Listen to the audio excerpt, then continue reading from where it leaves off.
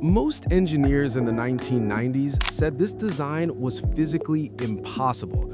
They said it would create so much aerodynamic interference that the plane would practically vibrate itself out of the sky.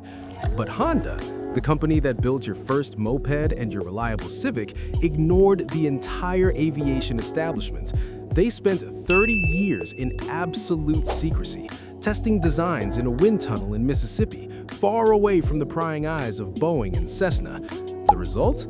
The HA-420 Honda jet. It looks like a sci-fi movie prop. It defies the laws of traditional lift, and it's currently the best-selling light jet in the world. But why did they put the engines on top of the wings? And more importantly, if you wanted to fly one today, what is the staggering hidden cost that the sales brochures won't tell you? Stay tuned, because today we're deconstructing the most controversial plane in the sky. To understand the Honda jet, you have to understand one man, Michimasa Fujino. In 1986, Honda assigned a young engineer to a project so secretive, most Honda employees didn't even know it existed. The mission? Build an airplane. Now, remember, Honda had zero experience in aerospace. They were experts at internal combustion engines for cars, but the sky is a different beast altogether. For the first decade, Fujino and his team were essentially playing with toys. They bought a used Piper Saratoga just to take it apart and see how it worked. The breakthrough happened in 1997. Legend has it that Fujino had a eureka moment in the middle of the night. He didn't have paper, so he ripped a page out of a calendar and sketched a jet with engines mounted on pylons above the wings. When he showed it to the aviation community, they laughed. They called it aerodynamic suicide. In traditional physics, putting a massive engine block on the upper surface of a wing interrupts the airflow, kills lift, and creates massive drag. It's like trying to run a sprint while holding a piece of plywood in front of your chest.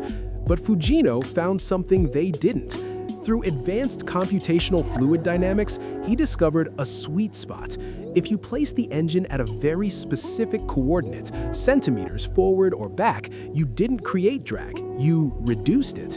This brings us to the core of the HA-420's identity, OTWEM, or over-the-wing engine mount. Why go through all that trouble? Why not just stick the engines on the tail like a Gulfstream or a Cessna Citation? The basement effect. In a normal small jet, the engines are bolted to the rear fuselage. This requires heavy internal bones or carry-through structures to support that weight. It takes up a massive amount of room inside the cabin. By moving the engines to the wings, Honda literally cleared out the basement. This gives the HA-420 the largest cabin and baggage space in the very light jet category. The natural noise canceller. Think about a car. If you bolt the engine directly to the chassis right behind your head, you're going to hear every vibration. That's what tail-mounted jets do. But the HA-420 engines are physically separated from the fuselage.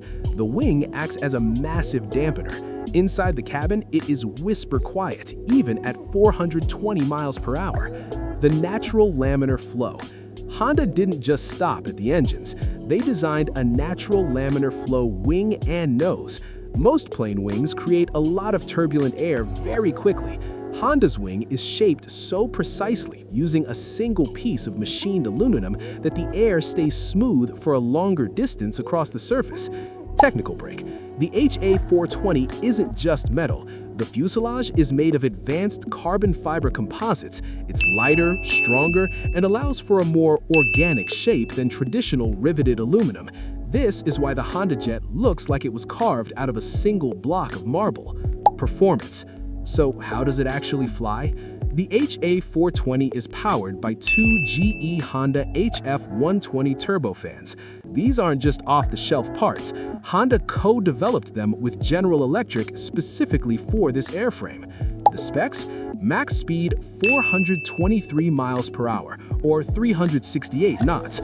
Cruising altitude 43,000 feet. To put that into perspective, a Boeing 737 usually cruises at 35,000 to 38,000 feet. The Honda jet flies above the traffic. It flies above most of the weather. However, we need to talk about real-world performance. In the brochure, it says 423 miles per hour, but in reality, once you factor in the time it takes to taxi, the slow climb to 43,000 feet, which takes about 20 minutes, and the descent patterns mandated by air traffic control, your average block speed drops to about 338 miles per hour. It's a regional sprinter. It's designed to get you from Miami to Atlanta or New York to DC faster than anything on the road or in the air. The cockpit? For the pilots watching this, the HondaJet is a dream. It features the Garmin G3000 avionics suite. It has three 14-inch landscape displays and dual touchscreen controllers. It's so automated and intuitive that the FAA certified it for single pilot operation. That is a huge selling point. It means the owner doesn't have to hire a two-person crew. You can fly your own jet or just hire one pilot, saving you 6 figures in annual salary costs right off the bat. Now, let's get into the part that makes most millionaires sweat, the bill. Owning a jet is not like owning a car. You don't just pay the sticker price and change the oil every 5,000 miles. A HondaJet HA-420 Elite 2 will set you back roughly $7 million to buy new, but that's just the entry fee. Let's look at the annual budget if you were to fly this 200 hours per year. The 200-hour profile. If you fly 200 hours a year, which is about 4 hours a week, your total annual budget is approximately $579,439. Wait, what? How does a small jet cost $500,000 a year just to exist? Fuel. It burns about 60 to 80 gallons per hour. At current Jet A prices, that's roughly $100,000 plus. Maintenance. Every hour you fly, you have to accrue money for the next inspection. Pilot salary. Even if you only fly 200 hours, you usually need a pilot on retainer, $100K to $150K. Insurance and hangarage. Keeping a $7 million asset in a climate-controlled shed isn't cheap. The 400-hour profile. If you are a high flyer and you use it for 400 hours a year, your total budget jumps to $928,819. But here is the pilot's math secret. The more you fly, the cheaper it gets. Let's break down the cost per mile. At 200 hours per year, you're paying roughly $8.56 for every single mile you travel. At 400 hours per year, you spread those massive fixed costs, insurance, pilot, hangar, over more miles, bringing your costs down to $6.86 per mile. The catch. These numbers are operational only. They do not include depreciation. The moment you fly a new jet off the lot, it loses value. Cost of capital. If you took out a loan for $7 million at 7% interest, you're paying nearly $500,000 a year just in interest payments. When you add it all up, flying a HondaJet is a $1 million a year hobby. The HondaJet isn't just a plane, it's a statement. It's a 423 mile per hour middle finger to everyone who said stay in your lane. But I want to hear from you. If you had $1 million a year to burn, would you spend it on an $8 per mile HondaJet, or would you stick to a bigger, older Gulfstream? And if you want to see how this compares to the world's most expensive private jet, the Flying Mansion Boeing 747, click the video on your screen right now. Don't forget to hit the like button if you learned something today. It helps the channel more than you know.